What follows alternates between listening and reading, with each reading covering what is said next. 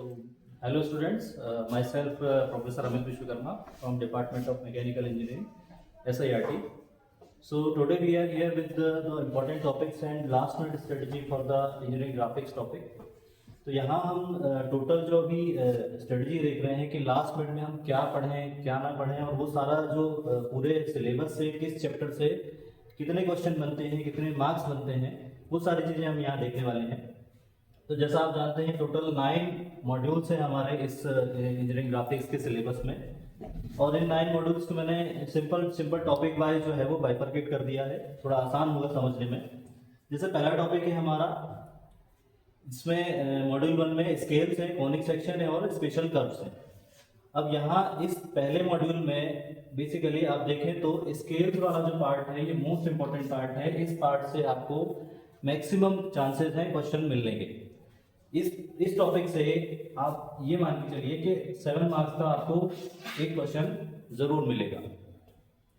Second जो इसी module के 2 टॉपिक हैं, कॉनिक सेक्शन और कर्व, यहाँ से मे भी हो सकता है कि एक क्वेश्चन 7 मार्क्स का या तो आपको ड्राइंग का मिल जाए या फिर हो सकता है यहाँ से कोई एक थ्योरी वाला पार्ट पूछ सकते हैं। जैसे प्रीवियस ईयर्स में पूछा है कि व्हाट इज साइक्लॉइड वर्सेस एपिसाइक्लॉइड, इस तरह के क्वेश्चन बने हैं। तो मे भी यहाँ से आपको 7 मार्क्स इस पार्ट से आपको देखने को मिल सकते हैं। तो हम ये कह सकते हैं कि टोटल इस मॉड्यूल से आपको या तो 14 मार्क्स या फिर एड ऑन करके इसी से आपको 21 मार्क्स का मैक्सिमम क्वेश्चन पेपर में आपको मॉड्यूल 1 से क्वेश्चन मिल जाएंगे।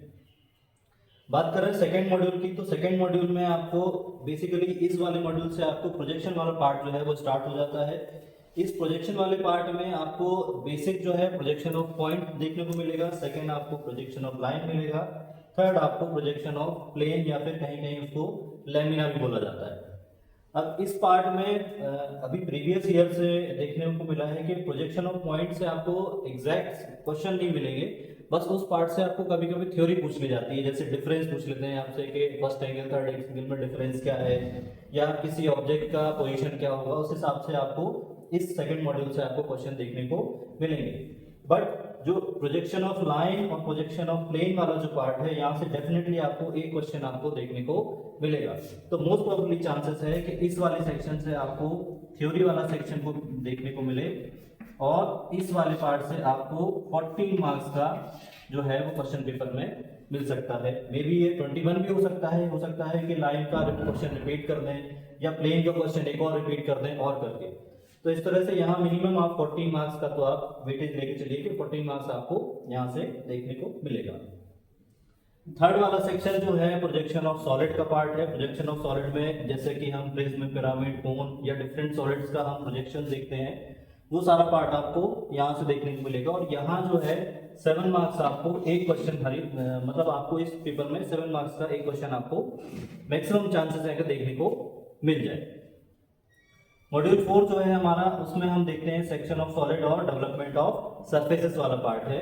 इस वाले पार्ट में अभी प्रीवियस ईयर का जो एनालिसिस है उसमें देखने को मिला है कि 7 मार्क्स का आपको एक सॉलिड का क्वेश्चन मिलेगा और 7 मार्क्स का एक डेवलपमेंट ऑफ सरफेसेस का क्वेश्चन मिलेगा। तो मैक्सिमम चांसेस है कि यहाँ से डेफिनेटली एक क्वेश्चन आपको मिलना ही है। नेक्स्ट हम देखें जब आइसोमेट्रिक वाले पार्ट पे, तो आइसोमेट्रिक मोस्ट इंपॉर्टेंट टॉपिक है और यहाँ से 14 मार्क्स का एक क्वेश्चन आपको पेपर में मिलना ही है। इस तरह के क्वेश्चन आपको हर बार रिपीट होते हैं आइसोमेट्रिक प्रोजेक्शन में। लास्ट मॉड्यूल जो है इसको मैंने कंबाइन किया है 6 to 9 के लिए, टोटल 4 मॉड्यूल्स हैं। इन मॉड्यूल्स में मैक्सिमम पार्ट जो है वो कैड का है या BIM जिसे हम बिल्डिंग इंफॉर्मेशन मॉडलिंग कहते हैं।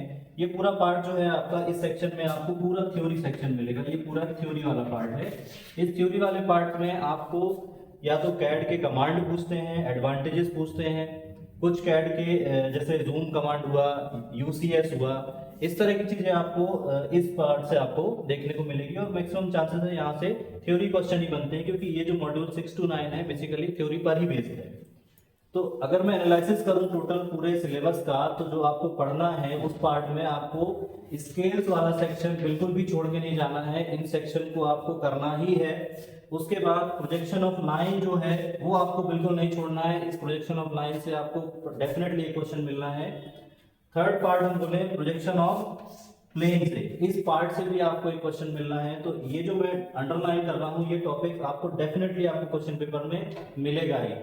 बात करें सॉलिड की, तो सॉलिड भी आपको क्वेश्चन पेपर में मिलना है। ये जो 4 टॉपिक हैं, अगर आपकी अभी स्टडी बिल्कुल अभी आपने स्टार्ट ही किया है या कुछ पढ़ा ही नहीं है, तो आप इन टॉपिक्स को डेफिनेटली करें। इन टॉपिक को करने से ही आप मिनिमम पासिंग मार्क्स जो है वही आप अचीव कर पाएंगे। और उसमें भी आपको एक चीज ध्यान रखनी है, जब भी आप कोई ड्राइंग ड्रॉ कर रहे हैं, उस ड्राइंग में आपको प्रॉपर डायमेंशनिंग करनी है, हर एक पॉइंट की लेबलिंग करनी है। जैसे हम प्रोजेक्शन में कुछ पॉइंट जो होते हैं फ्रंट व्यू के टॉप व्यू के, उसमें बच्चे डैश लगाना छोड़ देते हैं, कहाँ फ्रंट व्यू का पॉइंट बनना है, कहाँ टॉप व्यू का पॉइंट बनना है, ये मिस्टेक करते हैं। ये सिली मिस्टेक्स हैं, ये छोड़ के नहीं आनी है, इनको प्रॉपर मेंशन करना है। दूसरा, आप जब भी शीट पे ड्राइंग बना रहे हैं, उस शीट पे पूरी क्लीननेस का आपको ध्यान रखना है, किसी तरह से अननेसेसरी लाइंस नहीं होनी चाहिए, प्रॉपर आपको ड्राइंग ड्रॉ करनी है। क्वेश्चन की जो मार्किंग है वो प्रॉपर होनी चाहिए, क्योंकि हम जानते हैं एग्जाम में आपको एक आंसर बुक मिलेगी, एक शीट भी मिलेगी। तो जैसे आप थ्योरी वाला पार्ट, जैसे सपोज आपको इस क्वेश्चन यहाँ का कोई क्वेश्चन आया है, तो आपको वो कॉपी में करना है, उसको शीट में सॉल्व नहीं करना है। उसके लिए प्रॉपर आपको 32 पेज की कॉपी मिलेगी, वहां पर आपको थ्योरी वाला पार्ट करना है। लेकिन जो ड्राइंग वाला पार्ट है, ड्राइंग वाला पार्ट आपको शीट पे करना है, और उस शीट पर आपको प्रॉपर क्वेश्चन नंबर मेंशन करना है। जैसे अभी प्रीवियस ईयर्स में देखने को आया है, बच्चे क्या है, क्वेश्चन प्रॉपर सॉल्व करते हैं लेकिन उसकी लेवलिंग प्रॉपर नहीं करते। सपोज किसी क्वेश्चन को मुझे सॉल्व करना है, क्वेश्चन नंबर फर्स्ट का ए, तो इसे प्रॉपर लिखें आप, ऊपर प्रॉपर हेडिंग बनाए कि ये इस क्वेश्चन का आंसर है। अदरवाइज होता ये है कि आपने प्रॉपर ड्राइंग की है लेकिन उसका वैल्यूएशन नहीं करता। जो वैल्यूअर है, आप अगर क्वेश्चन नंबर मेंशन नहीं करेंगे तो उसका वैल्यूएशन नहीं होता। तो कुल मिलाकर मेरा आज का वीडियो बनाने का सेंस यही था कि आज जो भी सिलेबस में देख रहे हैं, इसमें हमें क्या स्टडी पढ़नी है, क्या देखना है और किस चीज़ों पर विशेष ध्यान रखना है। यस। तो जैसा मैंने बताया कि आपको कॉपी के साथ एक ड्राइंग शीट भी मिलेगी। अब अभी तक जो हम शीट क्लास में यूज करते आए हैं, वो शीट थोड़ी सी छोटी होती थी और दोनों साइड प्लेन होती थी। लेकिन जो यूनिवर्सिटी आपको शीट प्रोवाइड कराती है, उस शीट में जो फ्रंट साइड है, वहां पर आपको इस तरह से ग्रिड मार्किंग होती है, इस तरह से ग्रिड मार्किंग होती है।